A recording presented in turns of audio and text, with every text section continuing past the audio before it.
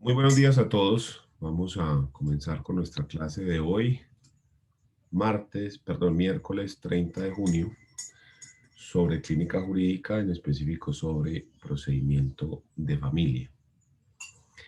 En la clase de ayer estuvimos realizando un recorrido general acerca de la jurisdicción de familia, digamos, considerada de manera amplia, y hablamos un poco acerca de los diferentes jueces, la competencia de ellos, y también de los colaboradores de la jurisdicción de familia, como las notarías, defensorías, etcétera. Completado ese punto, vamos a pasar a hablar de otro tema relacionado con el procedimiento de familia. Y estos son los diferentes procesos que nos trae el Código General del Proceso, Ley 1563 de 2012. El Código General en el libro tercero trae los diferentes procesos y estos son 4: el proceso declarativo, el proceso ejecutivo, el proceso liquidatorio y el proceso de jurisdicción voluntaria. En el caso del proceso declarativo, vemos que el proceso declarativo tiene unas divisiones. Hablamos de declarativo general y de declarativo especial. Los declarativos generales se van a dividir a su vez en declarativo verbal y declarativo verbal sumario. Y los declarativos especiales son el proceso de expropiación, el proceso de deslinde y amojonamiento, el proceso divisorio y el proceso monitorio.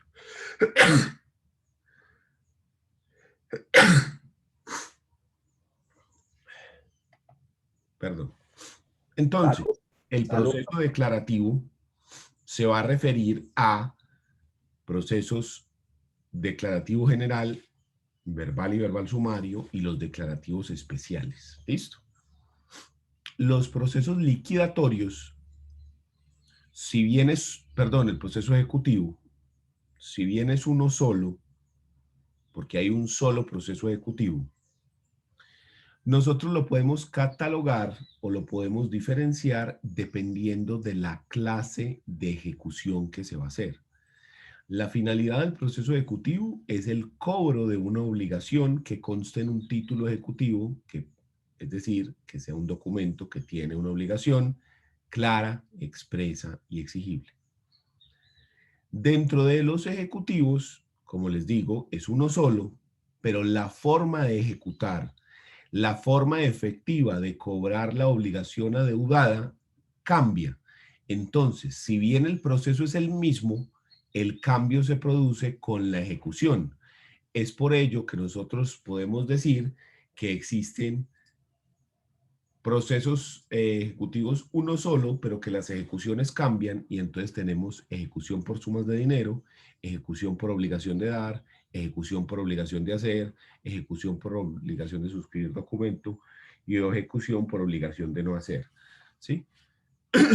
Cada una con sus particularidades, porque en cada una las acciones que se hacen para lograr el cobro efectivo de esa obligación cambian sustancialmente. ¿Listo? Eso referente al ejecutivo.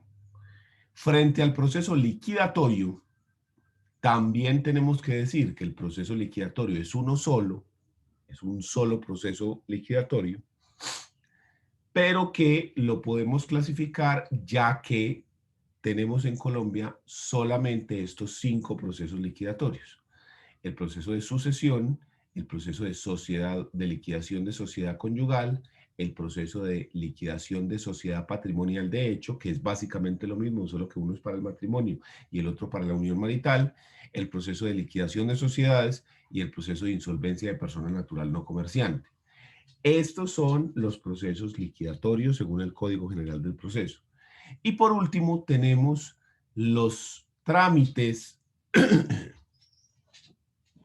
de jurisdicción voluntaria, que realmente no son un proceso, realmente es un trámite, porque no tienen esa característica principal de que son adversariales, no son adversariales, son procesos de mutuo acuerdo donde no hay demandado. Esa es su característica principal, la inexistencia del demandado. Y encontramos dentro de estos procesos de jurisdicción voluntaria o trámites de jurisdicción voluntaria, la emancipación voluntaria, la designación de guardadores o curadores, la declaración de muerte presunta por desaparecimiento, la interdicción y el divorcio de mutuo acuerdo, entre algunos otros, porque ahí no está toda la lista, hay algunos otros, ¿sí? Pero como les digo, estos trámites de jurisdicción voluntaria tienen pues esa particularidad de que no deberían ser considerados procesos, toda vez que no hay controversia, no hay discusión, entonces el juez se limita casi que a revisarlo, la petición que hacen los solicitantes y a definir de conformidad a la ley sobre esa petición. ¿Listo? Hablemos en específico dentro del derecho de familia de los diferentes procesos que se tramitan según esta división que estábamos haciendo. Entonces dijimos que el declarativo se divide en declarativo verbal y verbal sumario. ¿Listo? ¿Cuáles son los procesos que dentro del derecho de familia se tramitan como declarativos verbales en tema de familia? ¿Cierto? Siempre recordando dónde estamos y siempre recordando ese énfasis que tenemos. Entonces tenemos estos. Primero, la declaración de unión marital de hecho y formación de sociedad patrimonial de hecho de compañeros permanentes. Esto debido a que la figura de la Ley 54 de 1990, la unión marital de hecho, que se puede formar entre dos personas que quieren constituir un hogar, vivir juntos y compartir un proyecto de vida, esa ley 54 de 1990 fue modificada por la ley 979 del 2005. Y en esta ley 979 del 2005 se dijo que esta unión podría declararse por sentencia judicial en un proceso declarativo verbal, por escritura pública o por acta de conciliación, ley 979 del 2005. Entonces, una de las formas en las cuales se puede dar la conformación de la unión marital es con el proceso de demanda declarativa de unión marital de hecho. En ese proceso, el demandante es uno de los compañeros permanentes y el demandado es el otro. Pero también puede ocurrir que esta demanda se haga de manera póstuma, es decir, que el compañero permanente supérstite esté demandando para solicitar que se declare que él fue compañero permanente de su compañero fallecido. En ese caso, el demandado obviamente no puede ser la persona fallecida, sino que tendrá como demandado a los herederos determinados e indeterminados de ese compañero permanente fallecido. Entonces se demanda a los herederos determinados e indeterminados, los herederos que usted conoce. Y también se demanda a herederos indeterminados, cualquier persona que pueda tener un derecho sobre esa sucesión.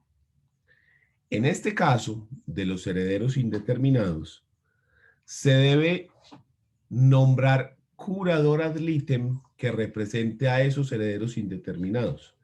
Ese curador se va a encargar de velar por los derechos de los mismos y de revisar que dentro del proceso no se vulnere ninguna norma jurídica y que efectivamente si se va a conceder las pretensiones del demandante, se haya garantizado los derechos de cualquier persona que pudiere estar interesado dentro de ese proceso. Ese proceso de declaración de unión marital de hecho es un proceso complejo, porque se tiene que demostrar que dos personas tenían una comunidad de vida, una relación afectivo-sexual durante un lapso de 2 años o más. ¿Se puede solicitar la conformación de unión marital con personas que lleven un lapso inferior a 2 años? Sí, pero la prueba es mucho más compleja.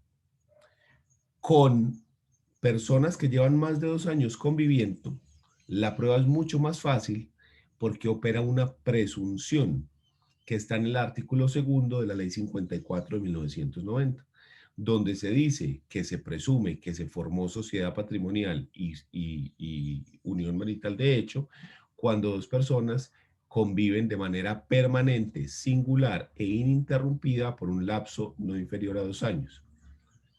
Entonces, en ese evento opera esa presunción, yo lo único que tengo que demostrar es la convivencia durante ese tiempo y la ley presume la formación de la sociedad patrimonial y de la unión marital de hecho. ¿Listo?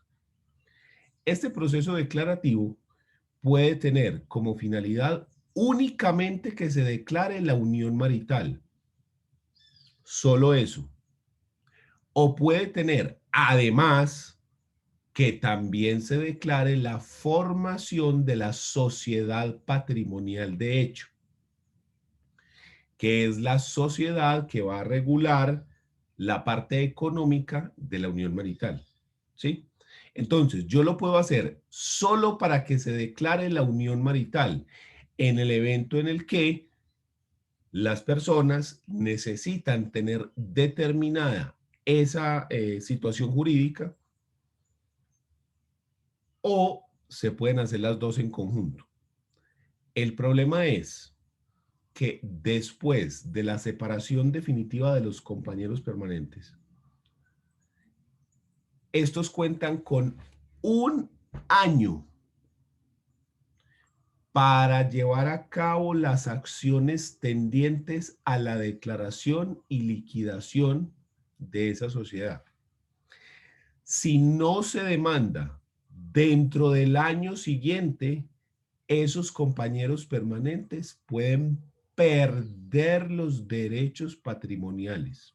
Es decir, siempre se podrá demandar para lograr la declaración de la unión marital, pero la persona perdería el derecho a reclamar gananciales, herencia, porción conyugal, etcétera, que son derechos patrimoniales.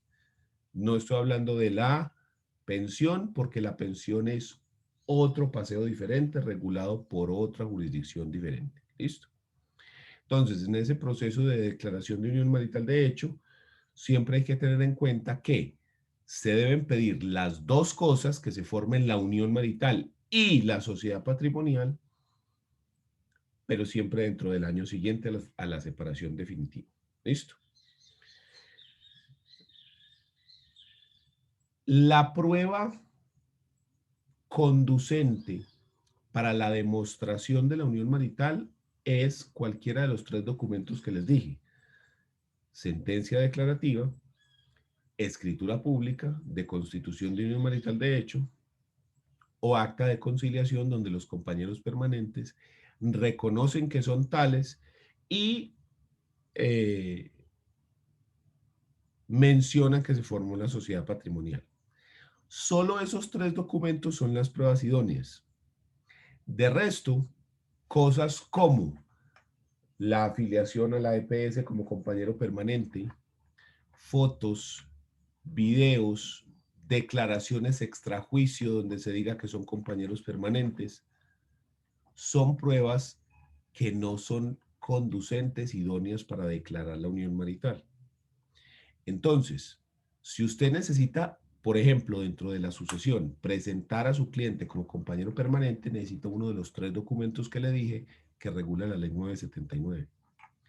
Si tiene otros, como los que les dije, que afiliación a la EPS, que videos, que declaraciones extrajuicio que se hicieron, esos no le sirven. Entonces, en ese evento es donde se necesita el proceso declarativo de unión marital de hecho, y ahí dentro de ese proceso sí se pueden presentar esas pruebas para mostrarle al juez que efectivamente las dos personas son compañeros permanentes. contratos de arrendamiento, en fin. Entonces, ese proceso se puede hacer en vida del compañero permanente o de los compañeros permanentes, se hace en vida de ellos, en cuyo caso tenemos como demandantes y como demandados precisamente a esos compañeros, o también se puede hacer de manera póstuma si ha muerto uno o ambos de los compañeros, pero en ese caso se deberá demandar a los herederos determinados e indeterminados. ¿Listo? ¿Qué dudas hay al respecto de ese proceso?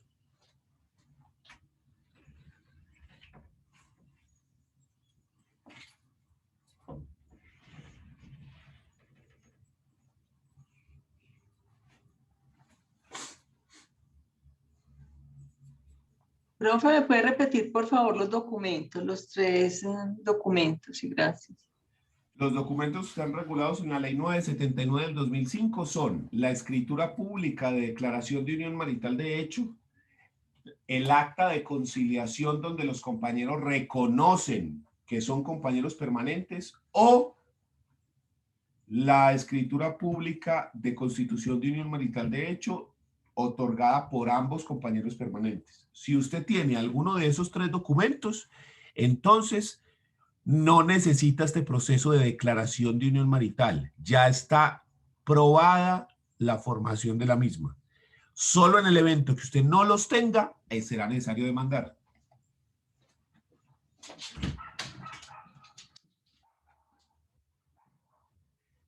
Muchas gracias.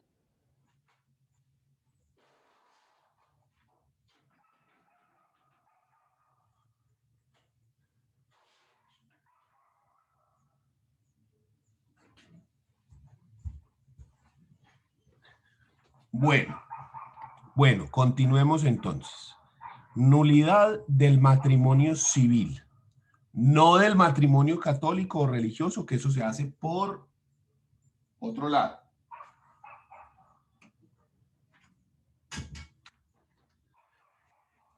En Colombia, el matrimonio se disuelve de dos formas.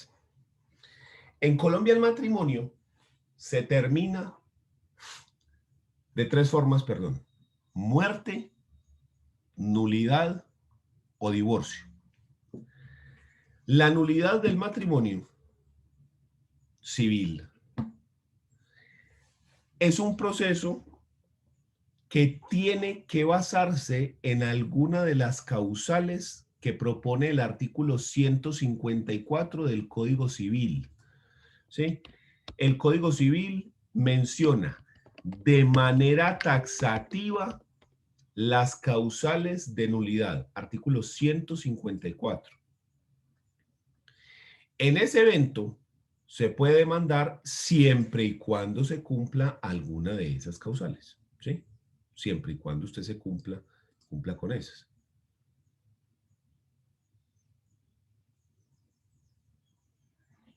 Miremoslas.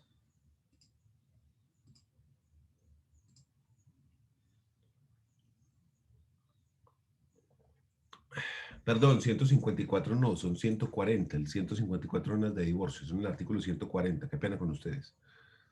Artículo 140, no 154. 154 son las causales de divorcio. Artículo 140 del Código Civil. De la nulidad del matrimonio y sus efectos. El matrimonio es nulo y sin efecto en los casos siguientes. Primero, cuando ha habido error acerca de las personas de ambos contrayentes o en la de uno de ellos. Segundo, cuando se ha contraído entre un varón menor de 14 y una mujer menor de 14, o cuando cualquiera de los dos sea respectivamente menor de aquella edad. Tercero, cuando para celebrarlo haya faltado el consentimiento de alguno de los contrayentes o de ambos. La ley presume falta de consentimiento en quienes se haya impuesto interdicción judicial para el manejo de sus bienes. Cuando se haya contraído por fuerza o miedo que sean suficientes para obligar a alguno a obrar sin libertad. bien sea que la fuerza se cause por el que quiere contraer matrimonio o por otra persona. La fuerza o miedo no será causa de nulidad del matrimonio si después de disipada la fuerza se ratifica el matrimonio con palabras expresas o por la sola cohabitación de los consortes. Cuando no ha habido libertad en el consentimiento de la mujer, por esta haber sido robada violentamente, a menos que consienta en él, estando fuera del poder del raptor. Básicamente, Romeo y Julieta. Sí, una cosa así. Siguiente, cuando uno de los contrayentes ha matado o hecho matar al cónyuge con quien está unido en un matrimonio anterior. Esta causal requiere sentencia penal ejecutoriada. Cuando los contrayentes están en la misma línea de ascendientes y descendientes o son hermanos, lo que llamamos incesto. Cuando se ha contraído entre el padre adoptante y la hija adoptiva o entre el hijo adoptivo y la madre adoptante o la mujer que fue esposa del adoptante. Estos también son casos de parentesco prohibido. 12. Cuando respecto del hombre o de la mujer o de ambos estuviere subsistente el vínculo de un matrimonio anterior. Entonces, en el evento de que ocurra alguna de las circunstancias descritas en este artículo 140, se puede solicitar la nulidad judicial del matrimonio civil. Esto es totalmente extraño. Es muy raro que ocurra una nulidad civil del matrimonio. Las causales no son fáciles de que se presenten y como les digo, es muy extraño. ¿Listo? Sin embargo,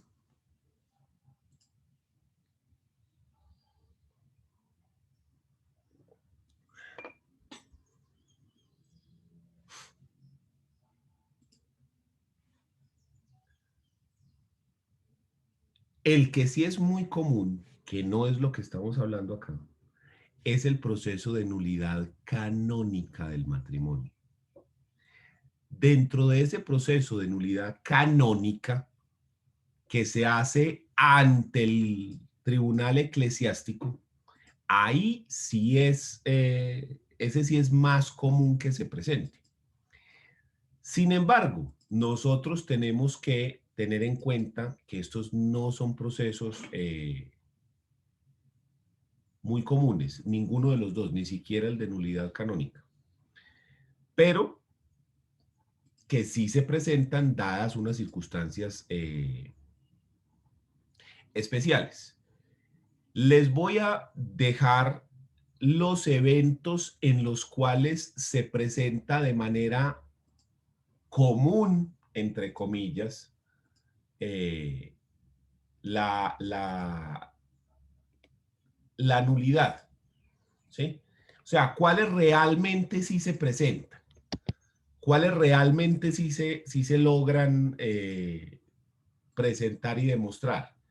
Frente a esas causales del artículo 140, las que realmente tienen aplicación, las que realmente se ven o que son comunes, diciendo pues por descontado que el proceso es totalmente extraño y sui generis y que no es común, tenemos la falta de consentimiento. Esa falta de consentimiento se puede dar porque había problemas como eh, interdicción, la persona no estaba en sano juicio, en fin, cualquiera de estos donde podríamos hablar de falta de consentimiento o vicios del consentimiento, ¿sí?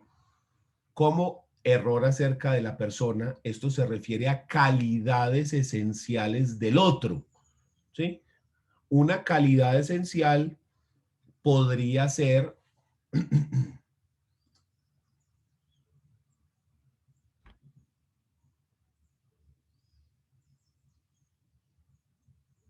usted no sabía que se estaba casando con un narcotraficante, ¿sí? Usted al desconocer ese punto, al darse cuenta que se casó fue con Pablo Escobar.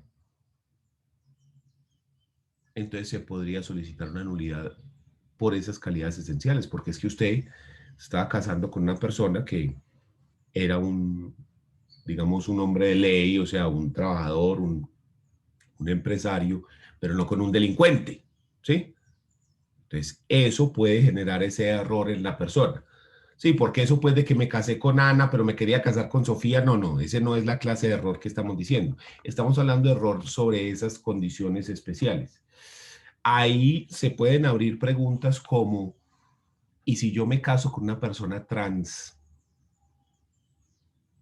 podría alegar ese error acerca de la persona? Es decir, yo me caso con María pensando que María es una mujer biológica y después me doy cuenta de que no es una mujer biológica, sino una mujer trans. Es decir, que biológicamente fue o tuvo sexo masculino y que después, mediante un procedimiento quirúrgico, cambió su sexo biológico hacia el femenino. Ahí se nos presenta una barrera importante para uno decir, eso será un error esencial en las calidades de la persona, que dé como resultado una nulidad. Si uno tiene en cuenta que la procreación es un fin esencial para el matrimonio católico, no para el civil, entonces ahí empieza uno como a patinar. Es decir, esa es una calidad esencial que afecta la convivencia. Puede ser, pero la argumentación es difícil, ¿sí? Yo creo que se podría argumentar para un lado o para el otro, diciendo que sí o diciendo que no. Entonces, ese me parece complejo. El del delincuente sí es mucho más fácil porque es que, es decir, estar casado con una persona que es un delincuente, pues eso genera unos problemas importantes. Entonces, ese ya lo saben. Matrimonio anterior vigente, digamos el más común que se pueda presentar de todos estos sería este, que la persona se case y todavía tenía un matrimonio anterior vigente, que no se haya disuelto por nulidad, muerte o divorcio. Y el último es la falta de competencia del juez que celebró el matrimonio o del funcionario que celebró el matrimonio. El funcionario que celebra el matrimonio no es el funcionario competente, ¿sí? Entonces, esto da nulidad del mismo. Estas son, de todas las causales del artículo 140, las que se presentan de manera común. Las otras, pues, si no se presentan, es casi nunca. ¿Listo? Y frente a la nulidad canónica que se hace ante el tribunal eclesiástico, esa tiene unas causales diferentes que están en el Código Canónico a partir del Canon 1050, donde se establece para el Vaticano cuáles son las circunstancias en las cuales el matrimonio católico no tiene validez.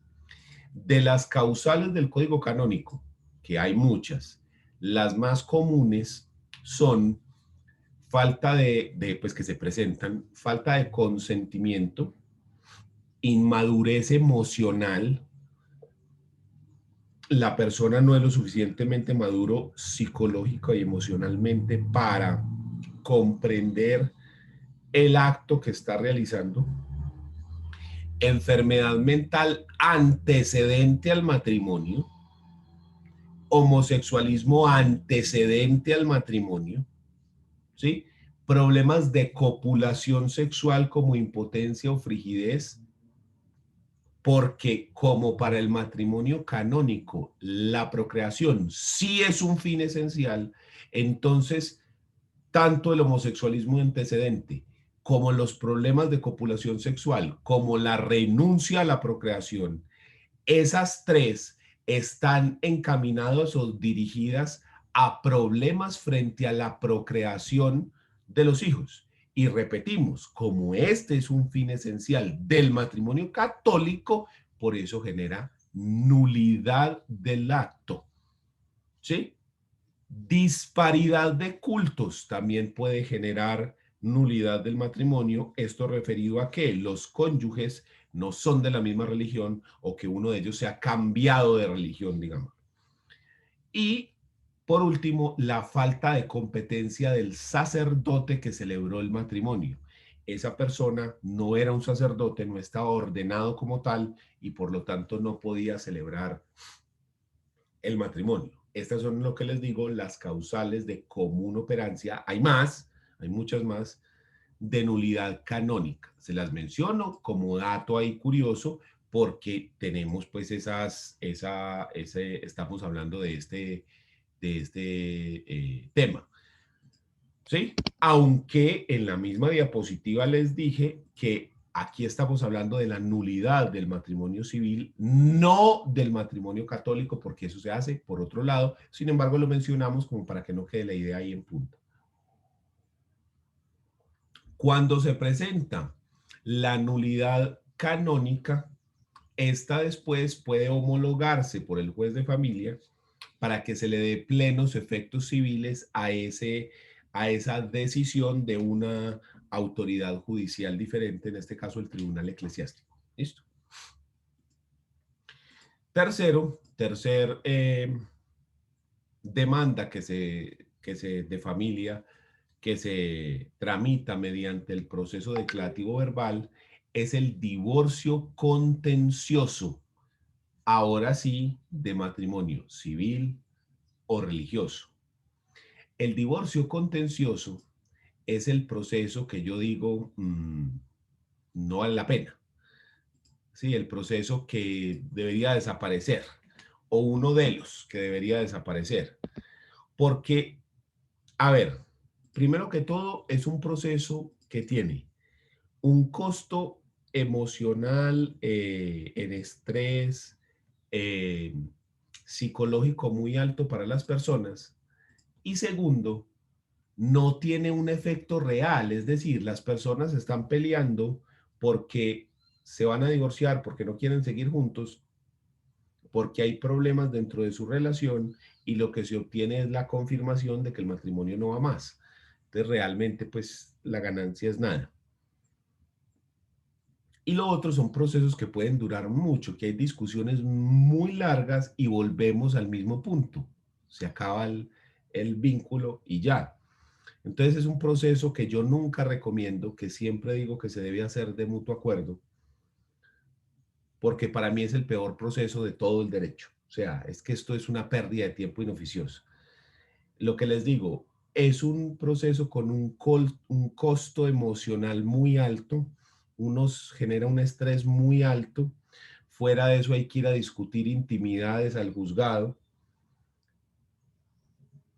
Y a la hora la verdad están discutiendo porque las personas ya no quieren seguir casados, porque por alguna circunstancia ellos ya se generó algo que ha roto la convivencia y ya no quieren seguir casados uno o los dos.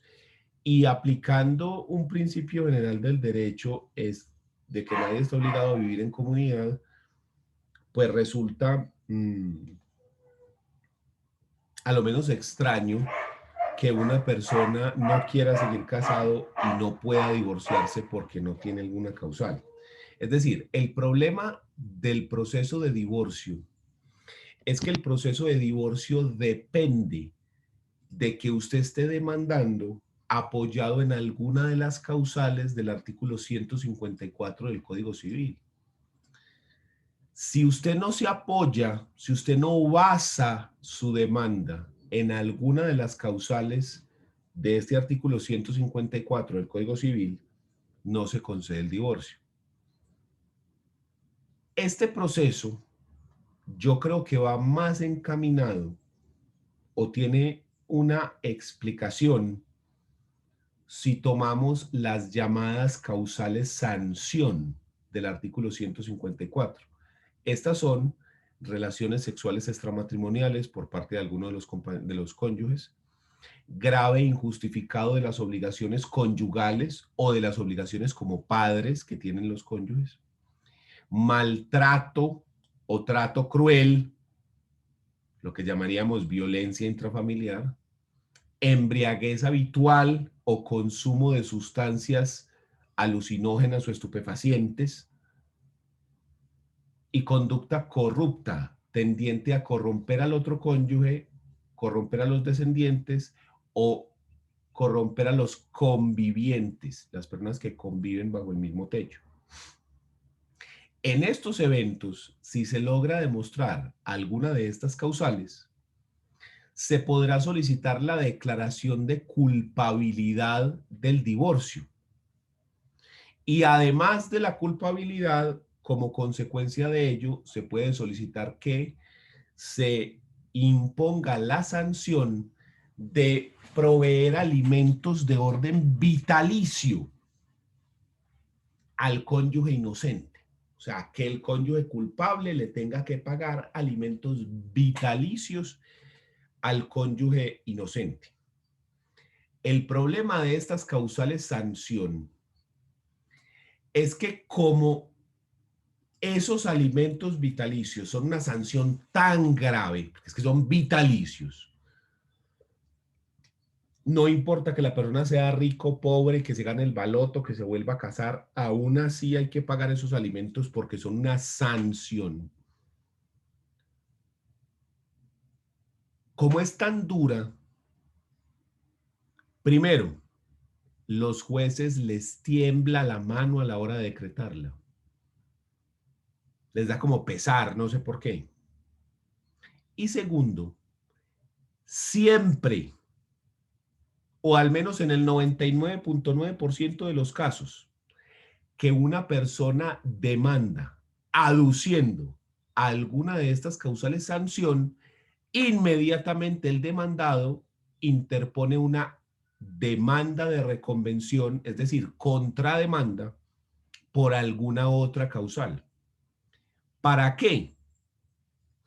Para que no haya cónyuge inocente. No es que las culpas se compensen, no, sino que si una persona montó los cachos, incurrió en una causal. Y si el otro fue maltratador, incurrió en una causal. La violencia no se justifica por los cachos, ni los cachos por la violencia. No, sino que cada uno de los cónyuges cometió una conducta que lo hace culpable del divorcio. Entonces no hay cónyuge inocente. Al no haber cónyuge inocente, no hay lugar a la sanción, porque la sanción se paga del cónyuge culpable al inocente. Entonces, en el 99.9% de los casos, la persona que demande por alguna de estas causales sanción es contrademandada por alguna otra causal. Y a la final, eso no termina en nada. El juez dice, usted incurrió en esta y nada. Es totalmente extraño. Pero es que es muy raro encontrar un proceso de divorcio donde se decrete la culpabilidad y esos alimentos. Sí los debe haber, pero yo no conozco absolutamente ningún caso que yo haya llevado, que haya llevado un amigo, que haya llevado a alguna persona. No conozco absolutamente ningún caso. La única vez que yo he visto esto fue la otra vez que estábamos discutiendo y alguien sacó una sentencia por allá en el que habían condenado a una persona. Es el único evento. Pero porque un alumno dijo, profe, mire esta sentencia, que condenaron a la persona. De resto, no conozco yo ningún ejemplo. Y divorcios yo he hecho muchísimos. Y he asesorado a personas, a colegas, N mil veces sobre los mismos. Y nunca he visto esto. Entonces, esto hace que sea una pérdida de tiempo. O sea, no perdamos tiempo en pendejadas. La verdad, eso es perder el tiempo de uno y del cliente y someter al cliente a unos estrés y a unas cosas. Entonces, mi recomendación como profesor es nunca le haga fuerza a un proceso de divorcio contencioso. No sirve para nada. No se cobra lo suficiente de honorarios para llevar esto. Si usted me pide a mí llevar un proceso de divorcio, le digo, llevémoslo de mutuo acuerdo. Con la liquidación de sociedad conyugal, con ese sí nos agarramos a puñaladas si quiere, pero con ese no vale la pena pelear, de mutuo acuerdo. Pero es que nada, no, eso no vamos a lograr esos alimentos, eso es como perseguir la olla de oro al final del arco iris. Sí, sí, no. Sí, o ¿sabe qué otra estrategia utilizo yo como abogado? Le cobro al alma para que me diga que no. Listo, doctor, ¿cuánto valen sus servicios como abogado para eso? 50 millones de dólares. Que si de pronto me aparece ahí Donald Trump y me dice, listo, hágale. Yo digo, bueno, ya, ganado. Bien. ¿Sí? Pero de resto no. Para que la gente diga, uy, no, voy a dar una vueltecita y vuelvo. ¿Sí? Porque es que, no, este proceso debería desaparecer. En España como que entendieron la inutilidad del proceso y decretaron ahí es que una figura que la llaman es que el divorcio express, que usted básicamente va a la notaría y dice, vea, me quiero divorciar, así, ¿con quién está casado? Listo, tan, sale. O sea, un divorcio unilateral. Por lo que le digo, es una pérdida inoficiosa de tiempo, entonces no gasten el tiempo de los clientes en esa cosa, ni le llenen de expectativas a la gente la cabeza pensando de que van a recibir alimentos vitalicios porque es muy raro. Sí puede pasar, la verdad, le soy sincero con la mano del corazón, no vale la pena dar esa pelea. No. Y menos por lo que uno puede cobrar según una tarifa de honorarios profesionales por un divorcio. No. No, no. No es un proceso que a mí me guste ni poquito. Entonces, en esos eventos, yo a la gente le digo, ese divorcio hagámoslo de mutuo acuerdo, en juzgado o en notaría, ¿sí? Y ya la liquidación de sociedad conyugal, ese sí se puede discutir fuertemente, porque ahí sí ya la cuestión es diferente. ¿Listo? ¿Dudas?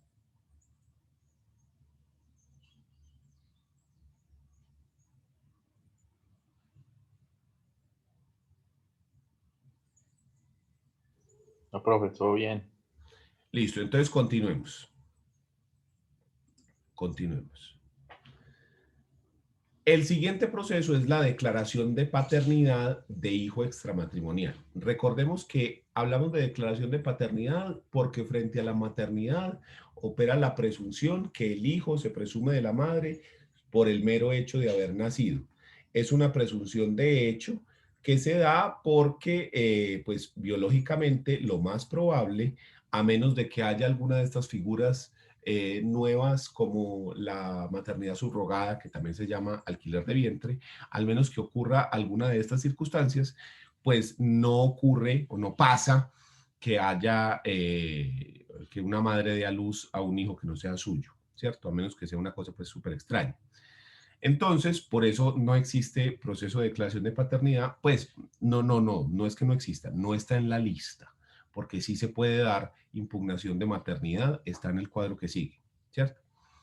En este caso, nos referimos a que cuando nace una persona, frente a la madre opera una presunción, la presunción de maternidad, que se dice que el hijo se presume de la madre por el mero hecho de haber nacido. Pero además opera la presunción de que el hijo nacido dentro del matrimonio se presume del marido. ¿Listo? Entonces, en los casos de mujer casada, simplemente el hijo se le asigna al padre de manera directa por presunción. Pero en los casos de hijos extramatrimoniales, hijos de mujeres solteras, no opera la presunción de paternidad frente al padre.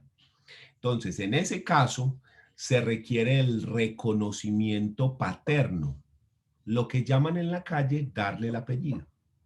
Se requiere que el padre vaya a la notaría y haga el reconocimiento del hijo, que es literalmente firmar el registro civil de nacimiento de ese hijo para generar la filiación entre ellos. El reconocimiento es un acto voluntario que depende única y exclusivamente de la voluntad del presunto padre. ¿Sí? Entonces, si la persona quiere, basta la notaría y reconoce al hijo, le da el apellido. ¿Listo? Pero ¿qué ocurre si la persona se niega? Si la persona se niega al reconocimiento, que lo hemos visto, por ejemplo, en personas famosas una cantidad de veces. Maradona, que paz descanse, fue famoso porque tenía un hijo en Italia que para acá demostrar era idéntico a él y que no reconoció, o que al final sí reconoció, yo no sé al final si sí lo reconoció o no lo reconoció, pero hubo una pelea con eso, ¡Ave María, por Dios! Y así hay muchos, ¿sí? Personas famosas. Y ahora si hablamos de personas no famosas, pues bueno. Entonces, en esos eventos, lo que toca hacer para lograr la filiación del hijo frente al padre es este proceso, el de declaración de paternidad. Es el proceso donde se dice tal persona es el padre, venga, hagamos la prueba de ADN para ver si determinamos efectivamente esa filiación, ¿sí? Ese proceso, digamos que es el proceso más, entre comillas, fácil de todo el derecho. ¿Por qué? Porque tenemos básicamente una prueba reina, la prueba de ADN. Con la prueba de ADN practicada por, son creo que 32 reactivos, si no estoy mal, tenemos una probabilidad del 99,999999% de probabilidades de certeza. Entonces, básicamente, usted se hace la prueba de ADN y sale la sentencia. ¿Es o no es hijo? Pan. Porque contra una prueba con ese grado de certeza, usted va a discutir qué. Entonces, como eso básicamente no tiene discusión, este proceso básicamente se volvió en hágase la prueba y dictamos sentencia conforme a lo que salga ahí. También debería desaparecer como proceso, porque es que esto debería ser un trámite administrativo. ¿En qué sentido? Vea, Federico es el papá de Juan. Prueba de ADN, ¿sí o no? Ya. ¿Qué más va a discutir uno ahí? El proceso solamente debería permanecer para los eventos en los cuales no sea posible la práctica de la prueba de ADN. De manera directa, pues, entre padre e hijo. En ese caso sí debería permanecer el proceso, pero de resto, siempre y cuando sea posible la práctica de la misma. Volvemos y decimos, es una pérdida de tiempo porque dependemos de esa prueba, sí o no, y ya. Y ahí no hay más que discutir, ¿sí? Porque usted puede presentar a eso fotos, videos, puede presentar cualquier otro medio de prueba, pero usted tiene el resultado positivo o negativo y no hay nada que discutir. ¿Listo?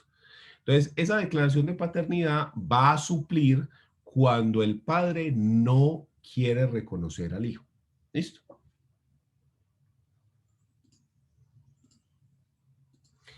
Y el proceso que sigue es la impugnación de paternidad o de maternidad. Este proceso se da cuando el hijo tiene ya su filiación realizada, ya aparece dentro de su registro civil quién es el padre y quién es la madre, pero se va a impugnar esta circunstancia, porque quien aparece como padre o madre no lo es realmente. Esto no se puede hacer en procesos de personas adoptadas, porque obviamente no son, ¿cierto? Entonces la idea es que las personas que aparecen en el registro civil no son los padres biológicos. Ya lo dije, obvie lo que tiene que ver con adopción. La finalidad del proceso es entonces comparar de nuevo el material genético entre las personas para determinar si sí son o si no son parientes consanguíneos en línea directa. Tan simple como eso. ¿Ya? Usted puede impugnar la paternidad o maternidad sin necesidad de establecerla. ¿Cómo así?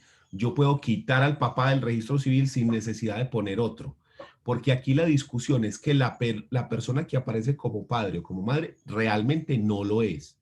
En el proceso anterior lo que estamos diciendo es quién sí es, ¿sí? ¿Quién es el papá? Esos dos procesos se pueden acumular. Usted puede impugnar la paternidad y puede a la misma vez solicitar que se declare la paternidad por otro lado, ¿sí? Sería una acumulación de procesos, ¿sí? No de pretensiones, sino de procesos. Porque el juez que conoce de uno es el que conoce del otro y por conocimiento de causa los procesos se pudieran tramitar a la misma vez, teniendo en cuenta que está basado en los mismos hechos, el demandado no es el mismo, pero dependiendo del resultado de la prueba que se practica en uno, se puede dar el resultado al otro lado, ¿sí? Entonces yo podría llegar a acumular los procesos o decirlo o pedirlo como pretensiones consecuenciales. Primero se impugne y luego se declare la paternidad o la maternidad frente a tal persona. Se podría hacer y tener dos demandados también se podría de esa manera. Sin nada obsta para que no se haga de esta forma así. El problema con la acumulación de pretensiones es que como no son los mismos demandados, entonces ahí nos genera problemas. Lo que les digo, yo lo veo más viable por acumulación de procesos, ¿sí? Pero alguien tendrá la teoría, no, eso no se puede acumular de ninguna forma. Bueno, listo, está bien, no se puede acumular. Entonces demanda primero en el uno y demanda después en el otro y pide una prueba trasladada y sale. ¿Sí?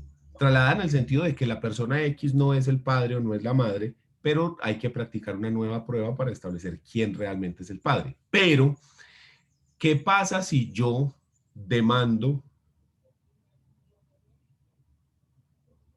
y presento una prueba en la que dice que el padre es Juan, pero en el registro civil es Pedro? Pues con esa prueba me sirve para los dos procesos, en un lado para quitarle la paternidad al uno y en el otro para establecerla en el otro. ¿Listo? Entonces, son procesos, entre comillas, muy sencillos porque dependen básicamente de una prueba pericial. Si se hace la prueba pericial y sale positiva, básicamente el proceso se acabó. O sea, contra esa prueba de ADN es muy difícil discutir. Esa prueba básicamente es una prueba reina. Entonces, son procesos sencillos. ¿Listo?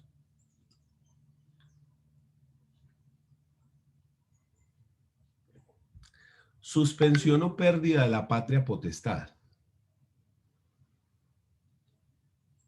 La patria potestad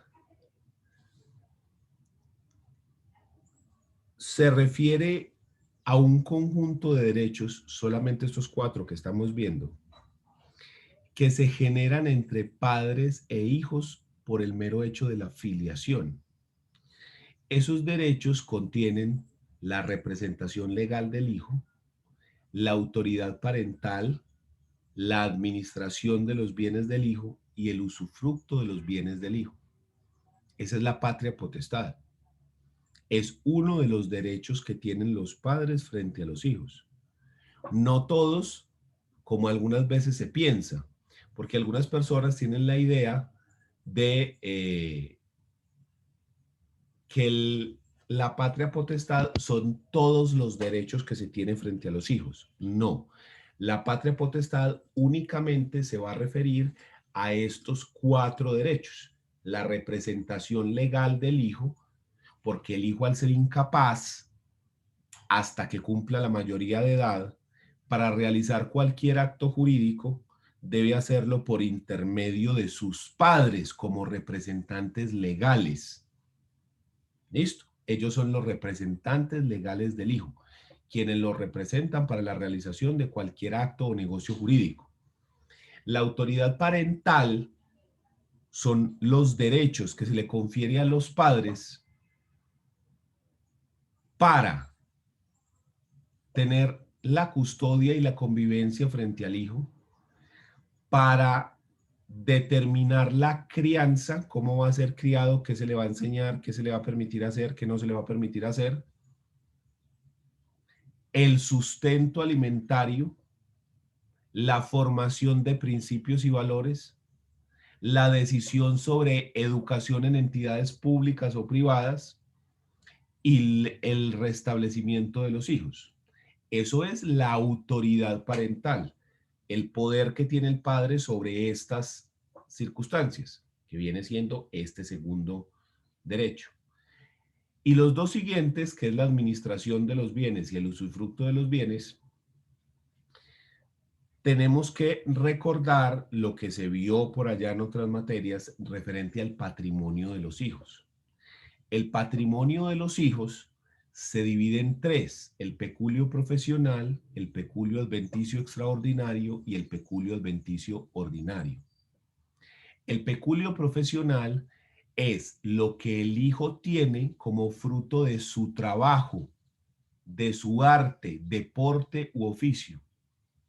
Los padres tienen la administración de estos bienes, pero no se pueden usufructuar.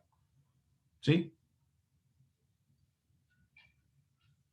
El peculio adventicio ordinario son los bienes que son adquiridos por el hijo por donación o herencia o legado sin condición sobre su administración. Es decir, si al hijo le queda una herencia del abuelo o de un tío o de en fin, o un legado, los padres administran y además pueden usufructuar los bienes de ese hijo. En el peculio adventicio extraordinario es la misma circunstancia cuando el hijo recibe bienes por herencia, donación o legado, pero hay una condición expresa que dice que los padres no pueden administrar y o usufructuar los bienes que se reciben. ¿Sí? Entonces, cuando yo hablo de administración y de usufructo de los bienes del hijo, me estoy refiriendo en el caso de administración al peculio profesional y al peculio adventicio ordinario. Y en el caso del usufructo únicamente al peculio adventicio ordinario, porque ni el profesional ni el extraordinario pueden ser administrados ni usufructuados por los hijos, por los padres, ¿sí? Entonces, estos derechos se pueden suspender o se pueden perder siempre y cuando también se incurra en una de las causales de pérdida de patria potestad que están determinadas en la ley. ¿Listo?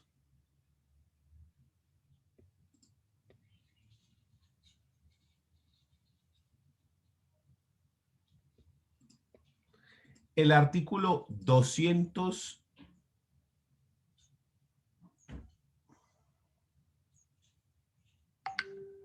Denme un segundito y yo les digo cuáles son las causales de terminación.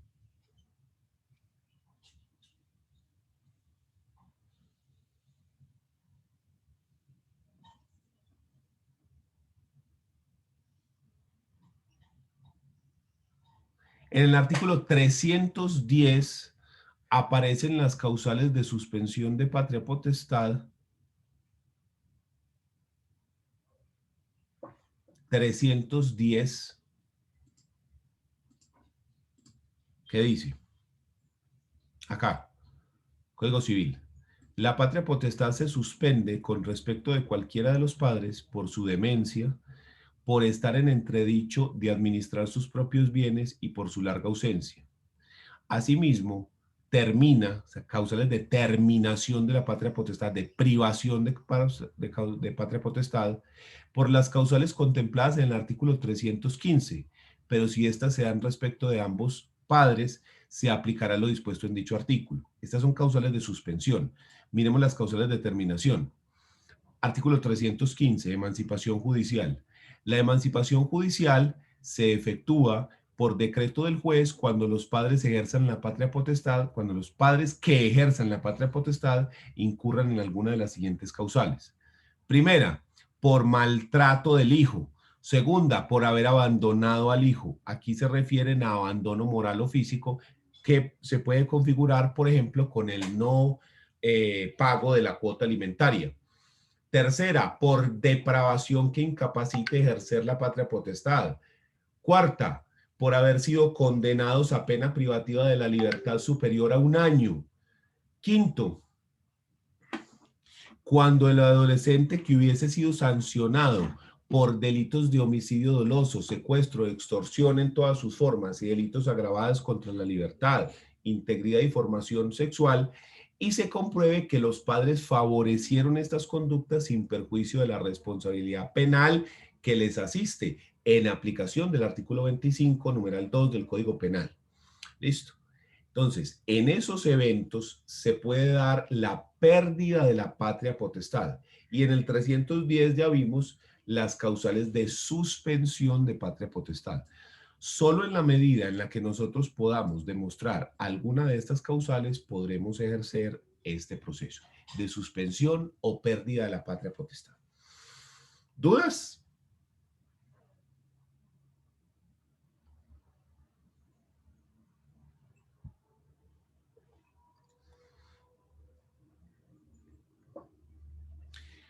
Siguiente entonces, nulidad o reforma del testamento.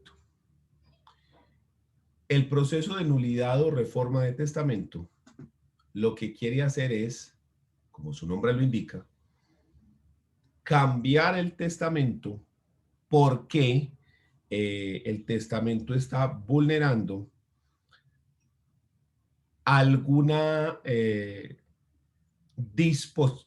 disposición de obligatorio cumplimiento, como son las asignaciones forzosas, ¿sí? Recordando que en Colombia los testamentos tienen 3 asignaciones forzosas: los alimentos adeudados, la porción conyugal y las legítimas.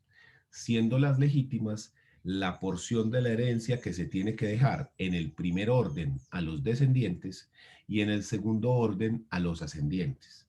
Solamente hablamos de legítimas en esos 2 casos. Primer orden hereditario, la mitad de la masa herencial para los descendientes. Segundo orden hereditario, la mitad de la masa herencial para los ascendientes. De resto, no más. Entonces, las asignaciones forzosas son, repito, los alimentos adeudados al momento de la muerte del causante, la porción conyugal o porción marital, y tercero, las legítimas. Las legítimas se dan en el primer orden hereditario. El 50% de la masa herencial le corresponde a los descendientes en partes iguales, y en el segundo orden hereditario la mitad de la masa herencial le corresponde a los padres. ¿Listo?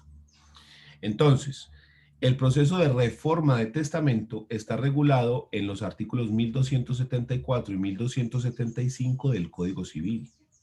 Se tiene que ejercer dentro de los 4 años siguientes, contados a partir de la muerte del causante, porque si no se ejerce dentro de este término, esta acción caduca y ya no podrá ejercerse. Las personas que pueden presentar este proceso son los legitimarios que han sido desheredados ilegalmente. ¿Quiénes son los legitimarios? Los descendientes o los ascendientes, si la sucesión es de primero o segundo orden hereditario. Y estas personas, si han sido desheredados ilegítimamente, pueden presentar el proceso de reforma de testamento. Tengan en cuenta que no son legitimarios en Colombia ni el cónyuge, ni los hermanos, ni los sobrinos, ni el Instituto Colombiano de Bienestar Familiar, que son los otros herederos que están consagrados en el artículo 1046, 1047 y 1051. ¿Listo? Y el objeto de esta acción, como ya lo vimos, es que se reforme el testamento para que se incluya a los excluidos dentro de la legítima rigurosa. ¿Listo? Esa es la idea de la reforma del testamento. La nulidad de testamento implica, por otro lado, que el testamento se deje sin ningún efecto, que se elimine el testamento y que la sucesión pase a ser intestada. Esta nulidad del testamento se puede presentar por inhabilidad de los testigos no son hábiles, ¿sí? La habilidad de los testigos está regulada también dentro del Código Civil y nos dice quién puede servir de testigo para un testamento y quién no, cuáles son los requisitos que tienen. Si no cumple con esos requisitos que están taxativos en la ley, hablamos de inhabilidad de los testigos. También se puede presentar la nulidad del testamento por inhabilidad del legatario, que no puede recibir por testamento, porque tenemos unas personas que no pueden recibir dentro del testamento, como por ejemplo el notario ante el cual se otorga, o sus familiares no pueden tener provecho dentro del testamento, entre otras personas. Sí, hay otros más, pero eso ya se vio en sucesiones.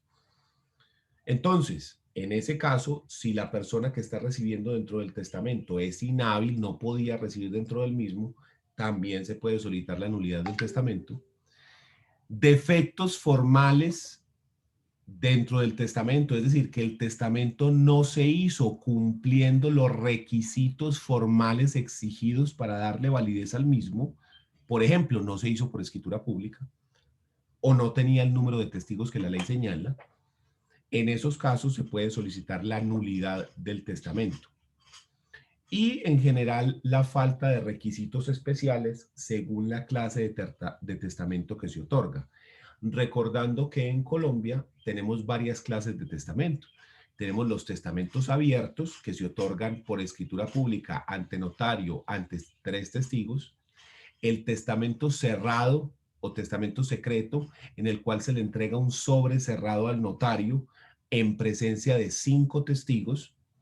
El testamento verbal o testamento en peligro de muerte, que se puede dar de forma verbal o escrita ante 3 testigos ante la inminencia de un riesgo o perjuicio o enfermedad que pone en peligro la vida de la persona, y que luego deberá corroborarse estas disposiciones testamentarias por medio de un juez de familia, que si considera que las disposiciones testamentarias están bien hechas y corresponden a la realidad, ordenará que se viertan a escritura pública. O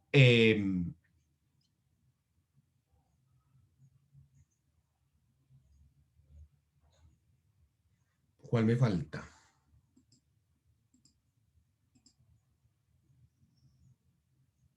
El testamento militar, que se da en caso de guerra, expedición militar o guarnición militar sitiada, donde se otorga el testamento de forma verbal o en un escrito o en un sobre cerrado ante el oficial de mayor rango, el capellán, el médico, el intendente o el...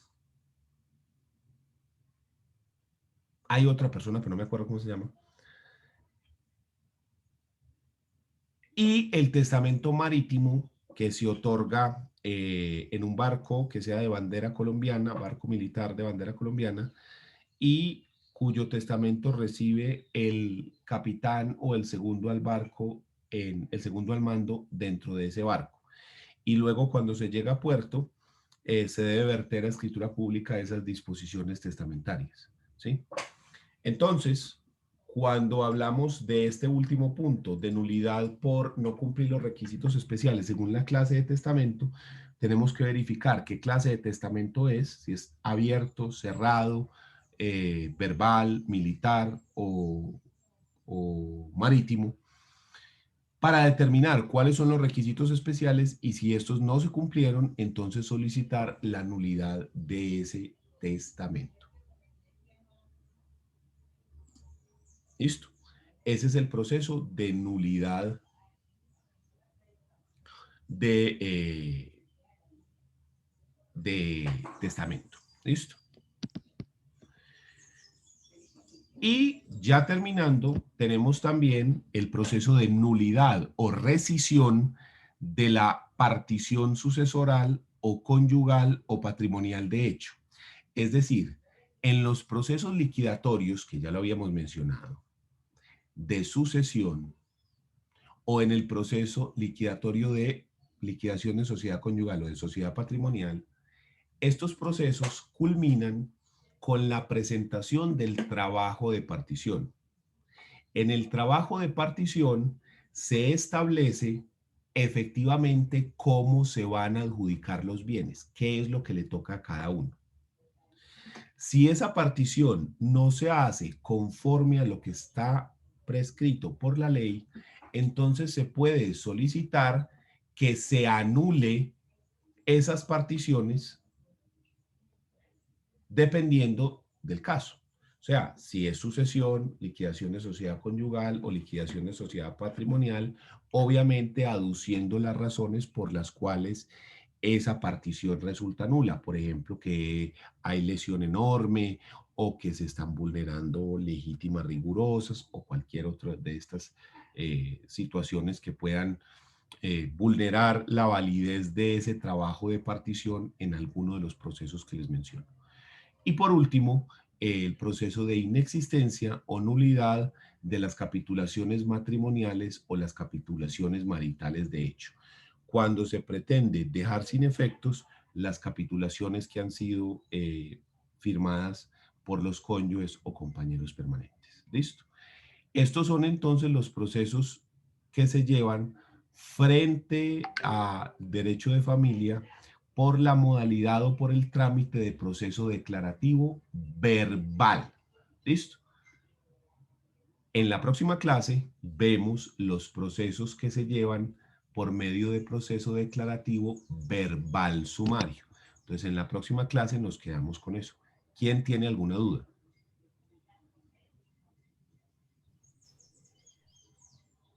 Muchas gracias. Bueno, muy bien. Entonces, vamos a finalizar la clase por hoy.